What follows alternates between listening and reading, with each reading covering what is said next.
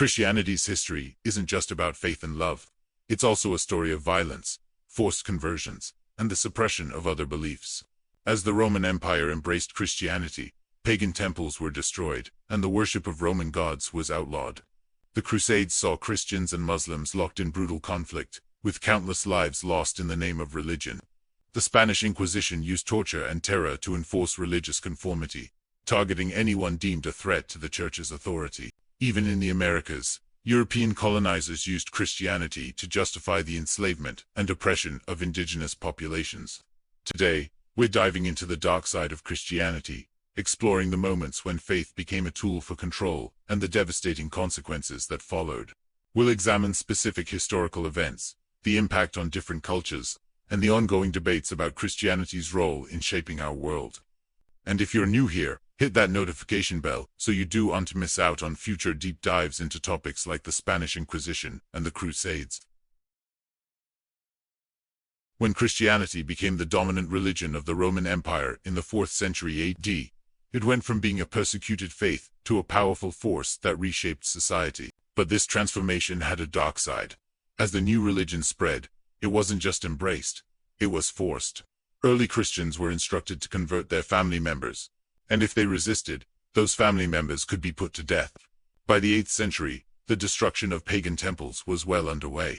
By the 12th century, practicing ancestral beliefs could get you killed. In the Roman Empire, Christianity was no longer a question of belief. It became a matter of loyalty to the state. If you didn't comply, you were considered a heretic, and you could be put to death. Your property could be seized, and your children forcibly converted to Christianity. In England, laws were passed making it illegal to practice any religion other than Christianity. Those who didn't convert were driven from their homes, and when they refused to leave, they were burned alive. The long arm of the law was nothing compared to the reach of the Church. Missionaries fanned out across Europe, North Africa, and the Middle East. Monasteries were established in remote areas. And over time, these centers of learning became the backbone of medieval society. But this expansion came at a cost. Ancient texts were destroyed, libraries were burned, works of pagan philosophers like Ovid and Virgil were removed from school curriculums, and anyone who questioned Christian doctrine risked being branded a heretic. For the Crusades were a series of holy wars, sanctioned by the Latin Church in the medieval period. They took place between the 11th and 13th centuries, with the primary objective of reclaiming the Holy Land, which had been under Muslim rule since the 7th century. But these holy wars weren't so holy after all. They were brutal, religiously motivated campaigns of violence that resulted in the deaths of hundreds of thousands, perhaps even millions of people. The First Crusade, which began in 1095, saw European Christians seize Jerusalem in 1099. The city's Jewish and Muslim inhabitants were massacred. Women and children were not spared. Entire communities were wiped out, and those who survived were either enslaved or forced to convert. The sack of Jerusalem became a defining moment of the Crusades, an example of the religious fervor and brutality that characterized these conflicts. As the Crusades continued, so did the bloodshed. Christians fought against Muslims, yes, but they also turned on each other. In 1148, Pope Eugene III called for the Second Crusade. But internal disputes within Christianity itself overshadowed this conflict. French and German forces clashed in Syria, and the campaign ended in disaster. The fighting didn't stop there. The Children's Crusade of 1212, an event that sounds more tragic than it does terrifying, involved an attempted march of European children to the Holy Land to convert Muslims to Christianity. But the journey was fraught with peril, and many of the children died of starvation and disease. The remaining survivors were sold into slavery. Inquisition by fear. The Spanish Inquisition was a period of intense religious persecution that lasted from 1478 to 1834. It was a continuation of the earlier Papal Inquisition, but it was far more brutal.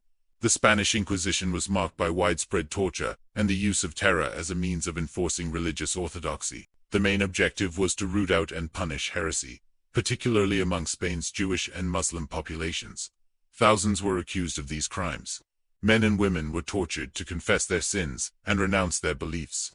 The Spanish Inquisition used a variety of brutal methods, including the rack, where the victim was stretched out on a set of ropes until their bones cracked; waterboarding, where the victim was suspended and water was poured over them, simulating drowning; and auto da fe, a public spectacle of punishment that involved torture, execution, and burning. The impact of the Spanish Inquisition was devastating. Families were torn apart. Communities were decimated, and countless lives were lost. The survivors lived in fear, knowing that they could be accused of heresy at any moment. Colonial Christianity. As European empires expanded across the globe, Christianity went with them. Missionaries and conquistadors played a key role in the colonization of the Americas, often working hand in hand to subjugate and convert the indigenous populations. They used force, manipulation, and deceit to achieve their goals. The encomienda system in Spanish America granted conquistadors control over a particular number of natives who were required to work in gold and silver mines or on plantations. This system was essentially a form of slavery, and it led to the deaths of millions of indigenous people. Christianity was used as a tool of cultural genocide, a way to erase native beliefs and customs and replace them with European traditions. Missionaries set up boarding schools where indigenous children were forbidden to speak their native languages or practice their religions. They were punished if they didn't convert, and many died as a result. The Catholic Church played a significant role in the colonization of North America, too.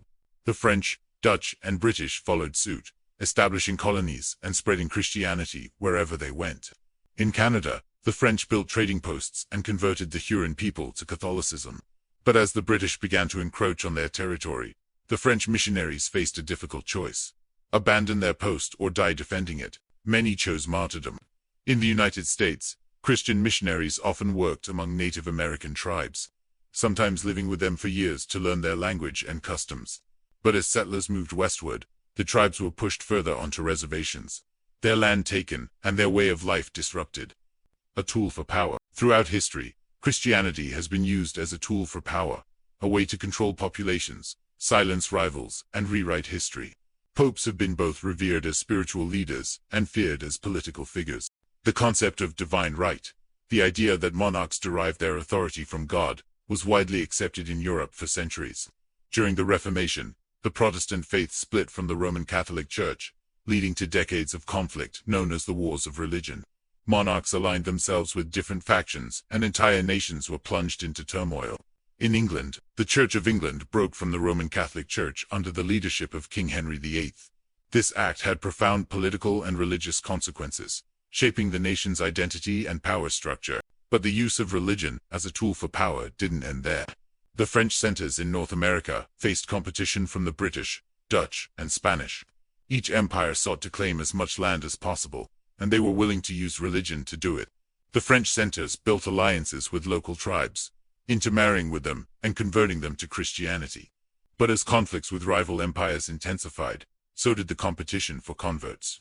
It was a time when faith and conquest went hand in hand, when missionaries and soldiers spread Christianity through violence and deceit. And it wasn't until the secularization of the world stage that this practice began to decline. Today, we look back at these events and shake our heads in disbelief. But it's important to remember that this is just one side of the story.